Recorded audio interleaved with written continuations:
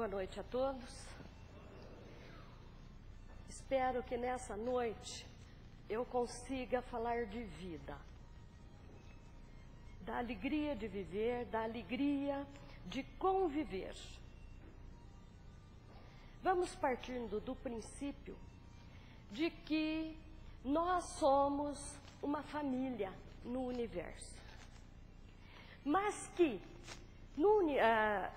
na humanidade nós formamos famílias particulares com afinidades, com interesses comuns, para juntos trilharem a evolução aqui na Terra, para que um ajude o outro aqui na Terra. Acontece que muitas vezes esses agrupamentos também se baseiam em culpas, em remorsos, em dificuldades. Mas, juntos, os membros de uma família, além do lado biológico, do parentesco consanguíneo, existe também o parentesco espiritual. Tanto é que, através da consanguinidade, as famílias passam a ter interesses maiores pelos seus membros. Então, o amor cresce pela consanguinidade.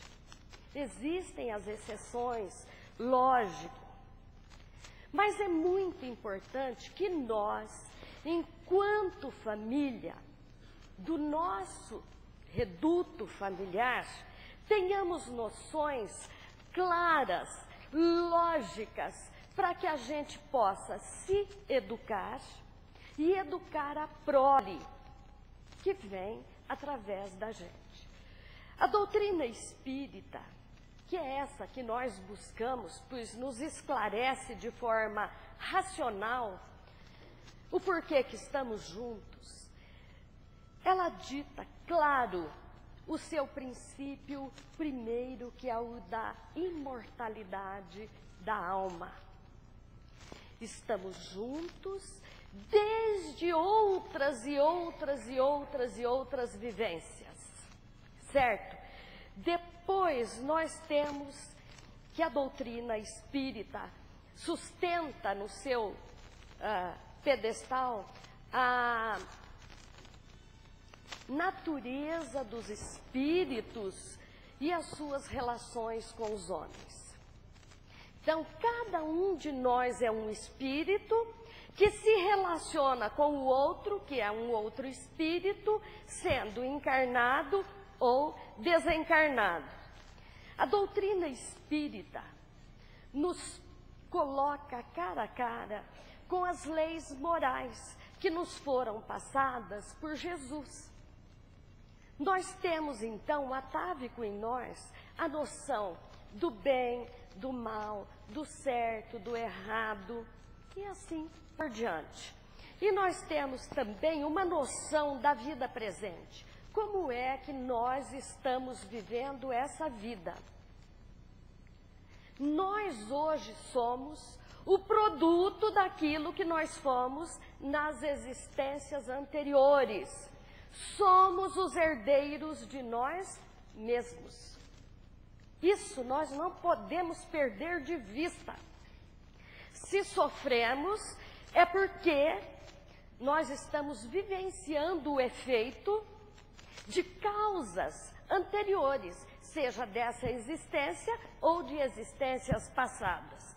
E outra coisa que a doutrina espírita deixa muito claro para nós é a noção da vida futura e o futuro da humanidade.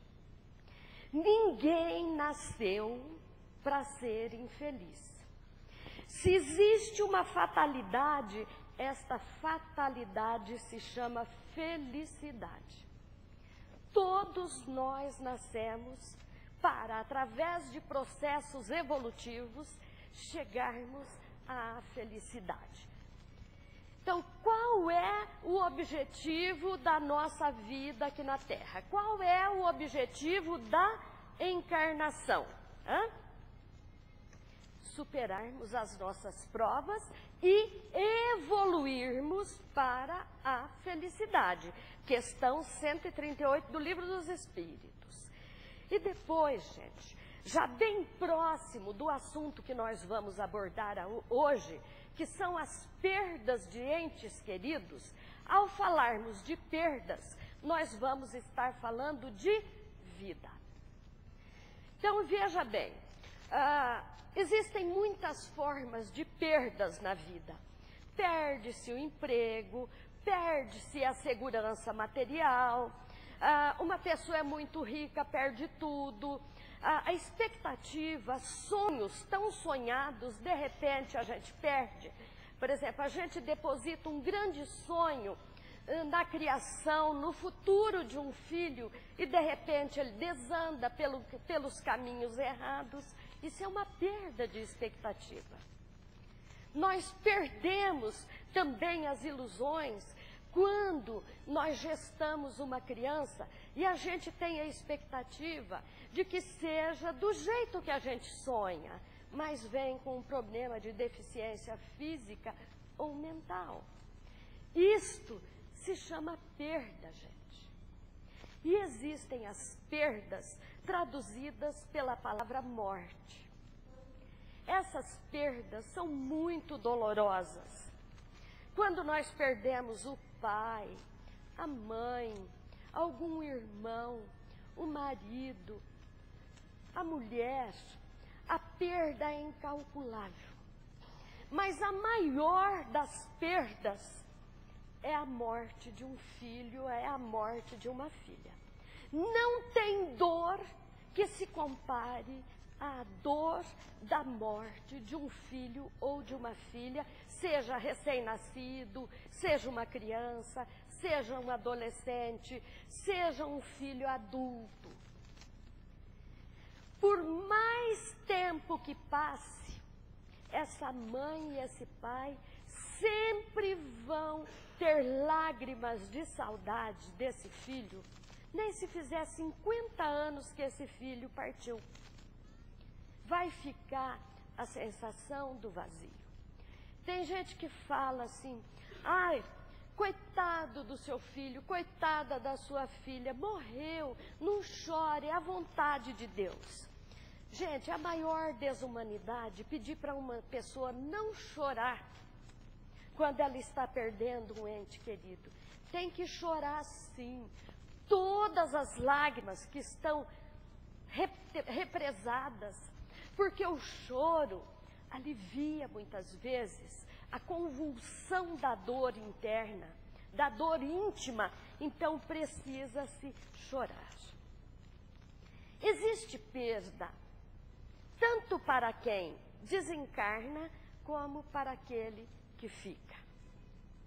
A doutora Elizabeth Kubler-Ross, no livro Sobre a Morte e o Morrer, e num outro livro dela também se chamado A Roda da Vida, ela, sendo uma pesquisadora, sendo uma médica psiquiatra, ela se especializou com pacientes terminais que estavam encontrando dificuldade para morrer. Porque primeiro ocorre o fenômeno biológico, que é a morte. E depois ocorre, então, depois de algumas horas, dependendo do merecimento, é que há o desencarne, certo? Então, a doutora Elizabeth fala que quando morre alguém, tanto perde quem vai, quanto perde quem fica. E que essa perda para os dois, ela fica registrada, sequenciada em 5 fases. A primeira é o susto. Quem que daqui não sente faltar as pernas, faltar o fôlego, desabar a hora que recebe o comunicado da morte de um ente querido? Seja através de acidente, seja através de uma doença, enfim, das mais diferentes formas. A gente se assusta, dói. Então, depois dessa fase do choque, vem a fase da negação. Então, quem já passou por um processo de morte na família sabe. A gente fala, não, não é possível, isso não está acontecendo. Deus não pode permitir que isso aconteça. E a gente fica usando não, não e não, tentando se convencer que aquilo na realidade não aconteceu. Porque a gente acha que certas situações só acontecem na casa do vizinho. Na casa da gente não acontece, mas acontece sim. Depois é a raiva. Então, tanto quem está com uma doença terminal quanto o familiar entra num processo de raiva violenta, blasfema, culpa Deus e todo mundo, culpa os parentes que não tem nada a ver com isso.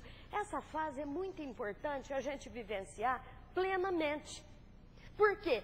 Quando a gente bota para fora esse sentimento de raiva, a gente não está com raiva de Deus, a gente não está com raiva daquilo que está acontecendo. É porque a gente se sente impotente para contornar a situação. E depois nós temos a fase da negociação. Aquele que está indo por uma doença, ele fala, ai meu Deus, me dá mais um tempinho só, me deixa terminar o colegial, me deixa terminar a faculdade. Ah, meu Deus, fala aquele que está ali acompanhando aquela luta do paciente. Ah, meu Deus, me dá tempo, eu quero ver meu filho casar, eu quero ver minha filha me dar netos. E essa fase é muito boa, porque a pessoa começa a refletir sobre a vida. E a pessoa começa então a analisar o que é que ela deveria ter feito e não fez. O que ela poderia ter feito e não fez. Ela começa então a analisar a vivência. E isso é para que ocorra a maturidade, para que se ocorra a aceitação do fato em si. Bom, Joana de Ângeles, naquela obra psicografada por Divaldo Pereira Franco, Constelação Familiar, ela fala que nascer, viver e morrer é uma fatalidade biológica e que ninguém escapa desta situação. Nós estamos na matéria, nós vamos passar por experiências infinitas e vai chegar um dia, ou através de um acidente, de uma doença, ou então até pela velhice que o corpo da gente vai assumindo, a gente então deixa o corpo, a gente morre. Ninguém vai ser privilegiado nessa trilogia, nascer, viver, morrer. Todos nós iremos. Agora, a forma depende da maneira como nós vivemos as vidas anteriores ou esta vida. Certo? A forma é um mero detalhe para que a gente faça a passagem. E a Joana de Ângeles, nesse mesmo livro, fala da importância de a gente passar a educar as crianças da gente, os jovens da gente, dentro da própria casa, na casa espírita, sobre a importância de ter um viver com qualidade para ter um morrer com qualidade. Vocês entenderam a colocação? Como é que a gente vive com qualidade? Respeitando os limites do próprio corpo. O corpo é de suma importância para que o espírito possa evoluir. E se não cuidarmos bem dos nossos pensamentos, das nossas ações e do nosso corpo, nós vamos ter um processo de morte um pouco mais complicado. Certo? Precisamos ir passando isso para os nossos filhos, fazendo os nossos filhos entenderem que aqui é uma vida transitória, que a vida plena, a vida eterna é a vida espiritual. A gente vem aqui para passar por experiências para que o nosso espírito possa evoluir um pouquinho mais rápido. Não é ao contrário, não. A vida é do lado de lá. Então, esse terror, esse pavor que todo mundo tem da morte, é porque a gente ouve a vida inteira falar que morreu, acabou.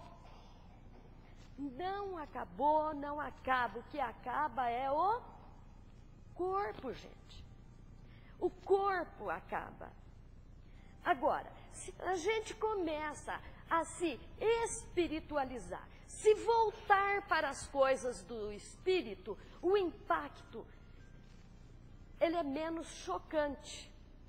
Nós vamos sentir saudade, nós vamos chorar, mesmo sendo oradora espírita. Dou o meu testemunho que o dia que meu pai morreu, eu chorei todas as lágrimas que eu tinha derramado. Quando a minha mãe morreu 5 meses depois, eu quase morri, porque eu vi que a minha família estava ruindo. Chorei tudo que eu tinha direito. Só que eu chorei a perda, a saudade que ia ficar, a vontade que eu ia ter de conviver com meus pais e nunca mais iria ocorrer. Mas depois disso, eu já senti meu pai infinitas vezes perto de mim. Eu tenho uma bancada de porta-retratos, então eu passo em frente, eu olho para a fotografia deles e eu falo, obrigada, pai, obrigada, mãe, por ter feito de mim essa pessoa que eu sou. Porque eu sou produto da educação deles também. Então, eu sinto aquele calor, um calor gostoso, que emana naquela região da minha casa. Eu agradeço a minha mãe por ter me carregado 9 meses na barriga dela. Eu nasci, ela tinha pouco mais do que 18 anos, nós envelhecemos juntas, ela morreu com 80. Então, veja, nós temos que aprender a aceitar as coisas de Deus. Não é fácil. A gente chora. Existem 2 formas de chorar. Uma de conformação e aceitação dos desígnios de Deus, e a outra de revolta, de desespero, de angústia, por termos sido roubados na nossa essência. Certo? Então, nós temos que repensar a nossa vida. Quando nós perdemos alguém da nossa família, nós questionamos muito. Não sei se porque eu já venho trabalhando com o tema morte há muitos anos, então eu não passei por essa fase de questionamento. Porque Jó, aquele grande patriarca da Bíblia, da antiguidade, ele dizia, na Bíblia fala que ele tinha 7 filhos homens, 3 filhas mulheres, tinha muitas terras, muitos animais. De repente, morreram os 7 filhos homens, as 3 filhas mulheres, ele perdeu todos os seus bens materiais. Ele saiu na porta da casa dele, da tenda, né? Olhou para o céu e disse, Deus deu, Deus tirou. Louvado seja Deus. Ele foi submisso à vontade de Deus. Veio me dizer que ele não sofreu, ele perdeu todos os seus filhos. Ele perdeu 10 filhos praticamente de uma vez.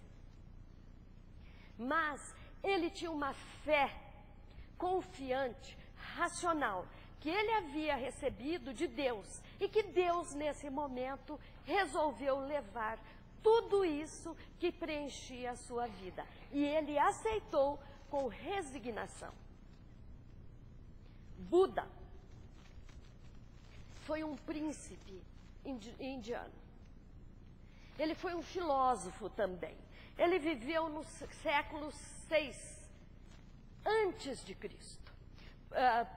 Mais ou menos por volta de 563 a 483. É isso mesmo. Ele morreu com 80 anos. E ele dava infinitas orientações às pessoas, porque ele tinha alcançado um estado tal que ele foi chamado de o iluminado. Buda significa o iluminado. E um belo dia apareceu na porta da sua casa uma mãezinha, muito jovem, carregando um bebê. E ela disse para ele: ó iluminado, eu vim pedir para o Senhor restituir a vida do meu filho. O meu filho morreu, mas eu vim aqui pedir isso para o Senhor. Por caridade, devolva a vida do meu filho. E Buda, na sua sabedoria, disse-lhe: minha filha, vamos fazer uma troca? Eu posso devolver a vida do seu filho, mas você vai pegar essa cuia, quer dizer, metade de um coco seco, sem a fruta, e você vai sair então aqui na vizinhança e me volta aqui ao final de 2 dias. Não volte antes disso. E ela deixou o bebê ali com o Buda.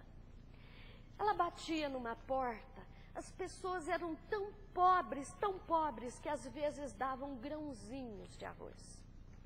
Batia noutra porta, ela via que as mães estavam chorando, morte de marido, morte da mãe, morte do pai, sem falar das necessidades, da fome que passava. Ao final de 2 dias, ela conseguiu encher aquela cuiazinha de arroz. Aí ela voltou e falou para o Buda: ó iluminado, eu trouxe o arroz que o Senhor pediu, mas quero lhe pedir agora, pode cremar o corpo do meu filhinho, porque eu entendi o que o Senhor quis dizer com essa troca para eu sair pedindo arroz. Era para eu ver que as pessoas sofriam tanto quanto eu, ou até mais. Seja feita, ó Buda, a vontade de Deus. Veja o desprendimento dessa mãezinha, e o entendimento, a compreensão que ela teve diante da morte. Num primeiro momento, ela não aceitou, mas depois ela conseguiu raciocinar através da dor das outras pessoas. E é importante que quando a gente passa por uma situação desta, a gente consiga entender que outras pessoas sofrem tanto quanto nós, ou talvez até mais. E que nós temos que sair de dentro daquele fechamento psíquico que fazemos dentro de nós. Nós temos que abrir a nossa casa, abrir as cortinas, colocar música. Porque é motivo também, gente, de alegria. Até porque o nosso filho desencarnado, o nosso marido, a nossa mãe, o nosso pai, o nosso irmão, o nosso parente, pode estar sofrendo por causa das nossas dores.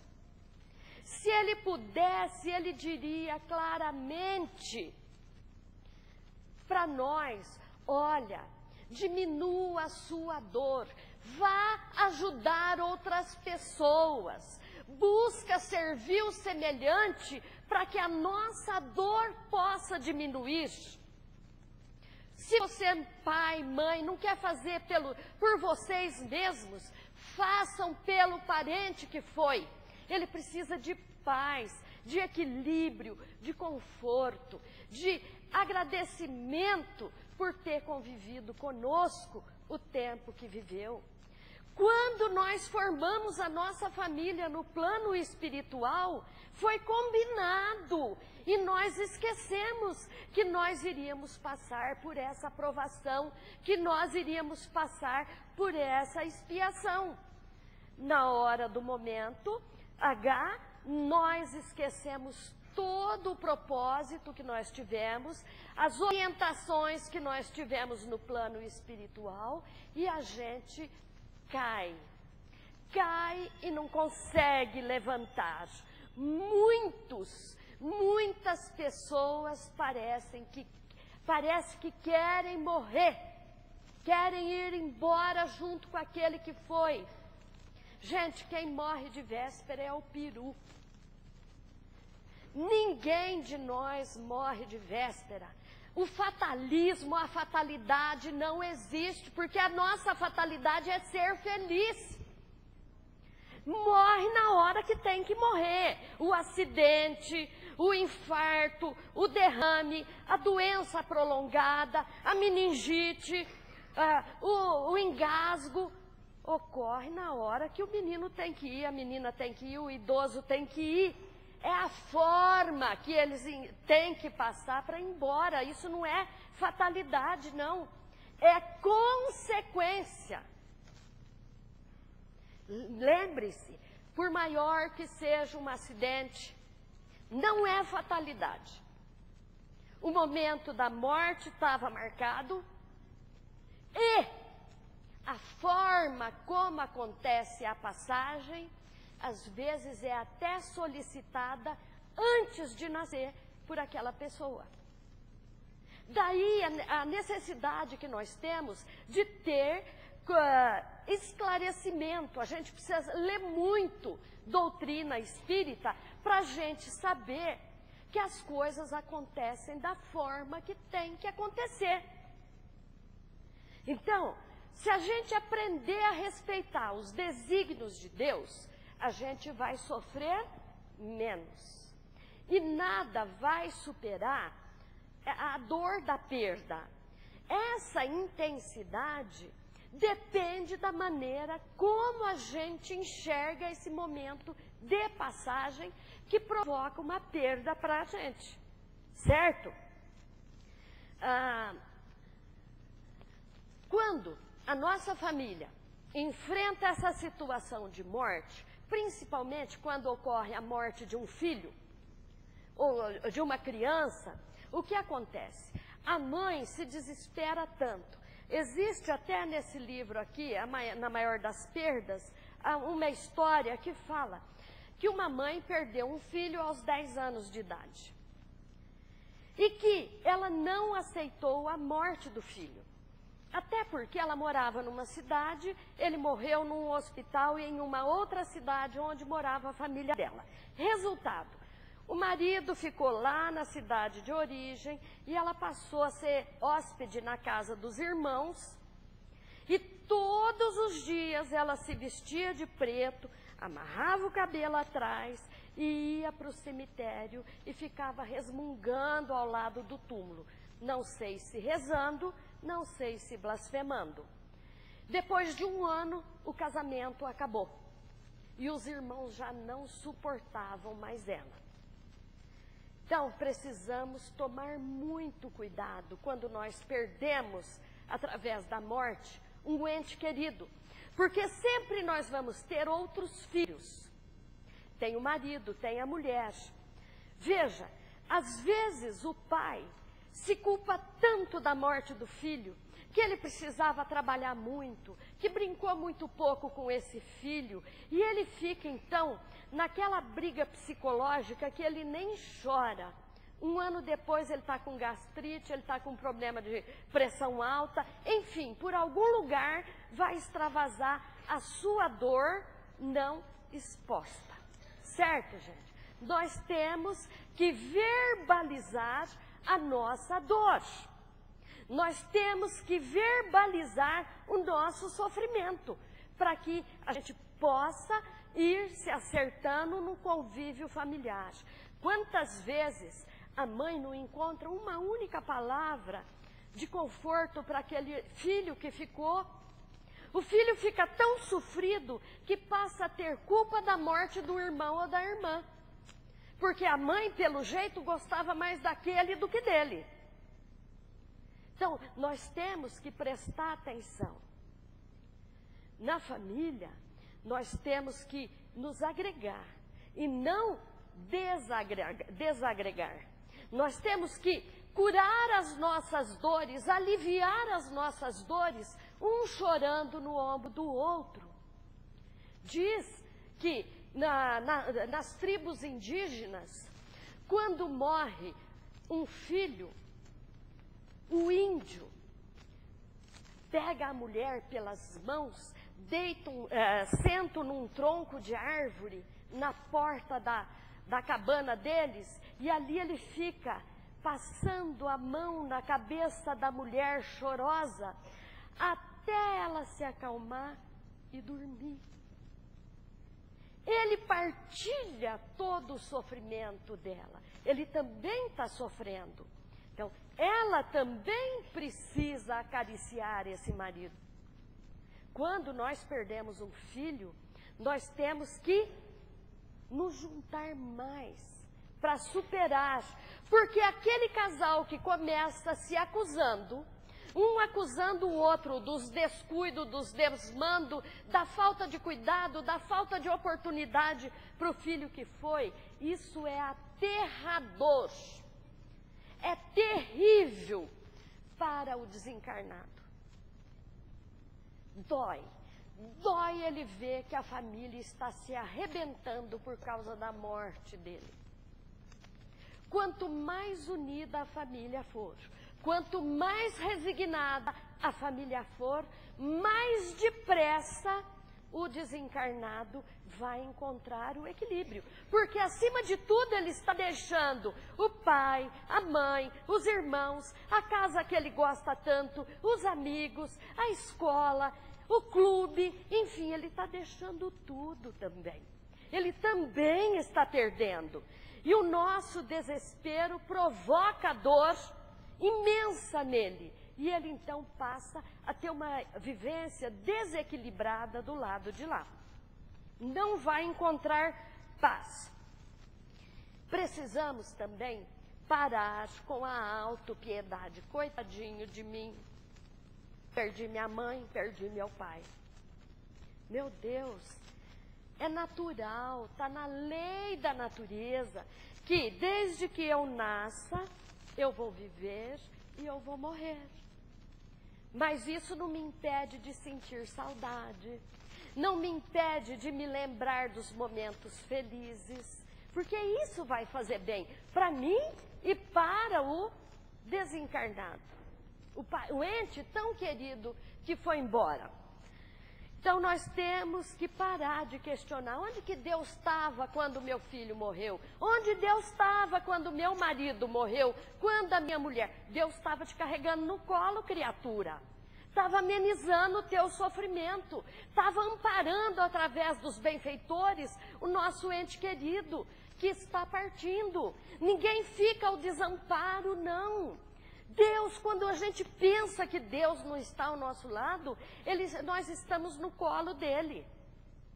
É importante entender isso, que Deus, na sua infinita bondade e sabedoria, não quer que soframos sozinhos. Sempre vai ter alguém, encarnado e desencarnado. Os desencarnados falam, ai, não chora não. Chora sim. Chora, ele precisa de um ombro amigo, ele precisa de um ouvido amigo para ouvir as suas dores. Que essa pessoa que está ouvindo as dores, seja uma pessoa de bem, não conta o que está ouvindo ali em desabafo para os outros, não. São dores acerbas, de um sofrimento atroz, e nós não temos o direito de sair falando para todo mundo, nós não temos o direito de ser maledicentes. Porque são as dores íntimas daquela pessoa. E ainda, nós temos que fazer como a dona Zilda Giunchetti Rossini, que perdeu 2 filhos num acidente. Ela não era espírita. Mas aí, como ela estava sentindo muita falta dos filhos, ela foi no Chico. E então o Chico passou a receber uma infinidade de cartas dos filhos dela.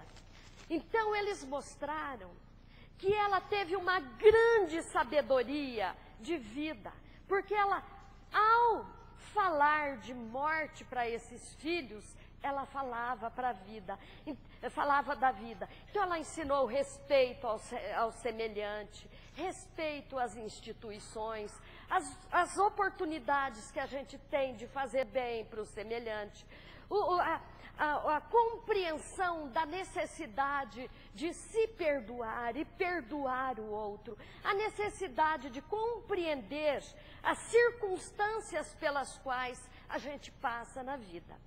E eles deram então para ela muita sustentação na vida. Ela construiu alguma coisa durante o seu processo de muita dor. Ela ajudava a cuidar de outros jovens. A dona Lucinha, mãe de Cazuza, no seu sofrimento, ela não encolheu em cima de uma cama e foi chorar. Enquanto chorava, ela criou uma ONG para cuidar de crianças com AIDS.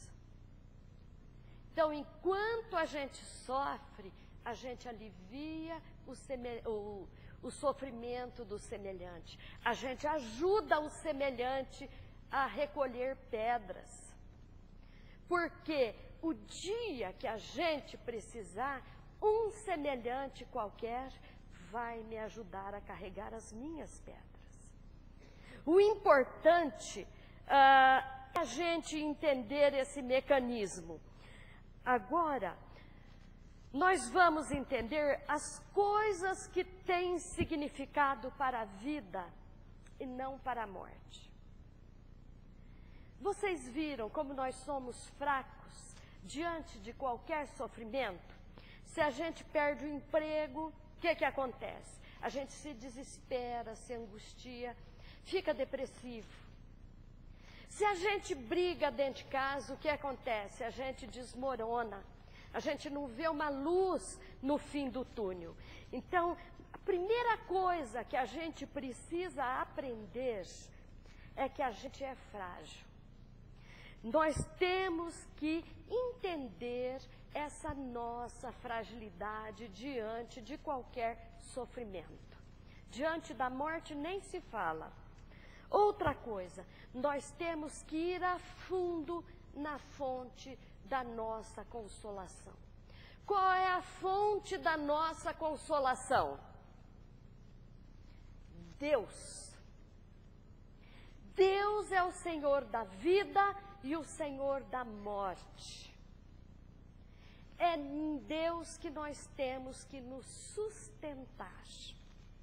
E buscamos esta sustentação no Evangelho de Jesus, seu Filho, e no trabalho dos benfeitores espirituais. Então, nós temos que ir à fonte da consolação e beber da água dessa fonte, desses ensinamentos. Depois, diante de qualquer situação, nós temos que tomar cuidado com o nosso ambiente físico. Quando a gente está triste, a primeira coisa que a gente faz é apagar luzes, fechar as cortinas, fechar as portas e ficar trancado dentro de casa ou então no quarto. Está errado, gente. Nós precisamos de luz, nós precisamos de vida. A luz do dia, a luz do sol nos transmite vigor. Quando estamos depressivos, olhamos para baixo. Na pujança da vida, nós olhamos para cima. Nós vemos os pássaros no céu, nós vemos a florada das árvores. E com isso, nós vamos tirando a nuvem de tristeza que existe dentro de nós. Nós temos que limpar a nossa casa com muito carinho. É o nosso reino de amor e paz, que a gente muitas vezes não dá valor. A gente chega dentro da casa da gente como se fosse um picadeiro. A gente chega gritando, xingando, falando mal dos outros, levantando calúnia, sendo que ali dentro do lar a gente se reabastece de energias positivas, a gente descansa, a gente troca experiência, a gente faz amor, a gente se beija, a gente se abraça. A maior declaração de amor que eu recebo na minha vida é quando os meus netos chegam. todos me beijam na boca. Fala, vó, eu te amo. Mas para que eles falem isso, eu fiz primeiro, desde o momento que eles nasceram. Luz do dia, luz da minha vida, razão do meu viver, felicidade da minha vida. Amado, delícia. Porque se eu quiser ter uma família harmoniosa, mesmo fazendo isso é difícil. Imagine se eu começar a xingar, maltratar uma criança. A minha casa vai ficar vazia de netos, vazia de filhas, vazia de genros, vazia de amigos. Como é bom fazer uma comida, um churrasco, convidar a família, os amigos, para partilhar conosco momentos de felicidade. Isso é vida. Preguiça. Quantas moças a gente ouve falar, eu não encosto a minha barriga no fogão, mas gosta de comer a comida da outra que encostou a barriga no fogão. Não gosta de lavar as louças que sujou para todo mundo comer, mas ela gosta de pegar limpo. Então, vida é troca, gente. Hoje comigo, amanhã com você. Vamos fazendo momentos de alegria na nossa vida, porque na conquista de momentos alegres, nós vamos conquistando a felicidade. Isso é que é plenitude. Felicidade não é dinheiro, não. Dinheiro compra casa bonita, carro do ano, compra título de clube. Não traz felicidade. Quanta gente podre de rica que daria tudo para ter a felicidade de alguém que mora lá no fim do Santo Antônio, que chega de tarde, senta embaixo de uma árvore e fica conversando com os filhos e com os amigos, e ele não consegue esses momentos de serenidade. Isso é vida. Abolir, quando nós perdemos alguém da nossa família, aquele ritual tétrico de velório, vestir de preto, desligar a rádio, desligar a televisão. Gente, isso não é ideal. Deus não espera isso de nós, não. É tão natural o morrer quanto o nascer. Porque, veja, o espírito para vir para cá, ele entra num processo de morte também. Ele tem que deixar tudo do lado de lá para vir para cá. Então, veja, vamos abolir essas formas tétricas, nada de queimar vela, mandar revelar aquele mundo de retrato, ampliar, e ali queima a vela e põe flores, queima a vela e põe flores, fica ali rezando ladainhas, quando a gente pode, com um simples pensamento, emitir uma onda de amor tão grande, que vai fazer um bem infinito para o nosso ente querido. A outra coisa, gente, que eu já disse antes, nós temos que aprender a verbalizar o sofrimento. Quando a gente engole a dor, quando a gente engole a perda, quando a gente engole o sofrimento, a gente explode. A gente passa a não dormir direito, passa a não comer direito, passa a ter uma infelicidade tão grande, que nada conforta. Ao passo que quando a gente verbaliza o sofrimento, ele diminui. Parece que a gente vai pondo para fora aquilo que está doendo demais. E ao pôr para fora, ele alivia. É isso que os psicólogos fazem, gente. Eles ganham para nos ouvir, para ouvir a gente falar da dor da gente, para que ela diminua internamente. E a outra coisa, que a maior muleta que nós temos aqui na Terra, é a sintonia entre a criatura e o Criador através da oração. Não da oração decorada, das ladainhas compridas, ou do joelho no chão. Porque, simbolicamente, o ajoelhar é a gente se sentir, não humilhado, mas humilde diante do Criador. A gente está aceitando aquilo que o Criador está nos propondo para essa vida. Então, concentração interna mesmo, aquela meditação vai o quê? Nos ligar com as forças poderosas do universo, que a gente chama de amor. Então, as forças do universo somadas, do amor universal vem diretamente em forma de alívio para a gente e para quem está do outro lado. E aquela oração da sabedoria, ela é muito importante, gente. Que, para a conformação de todos nós, pelo menos uma vez ao dia, a gente consiga fechar os olhos e dizer: Senhor, me dê sabedoria diante das coisas que eu não posso mudar. Coragem para eu mudar as coisas que eu posso mudar.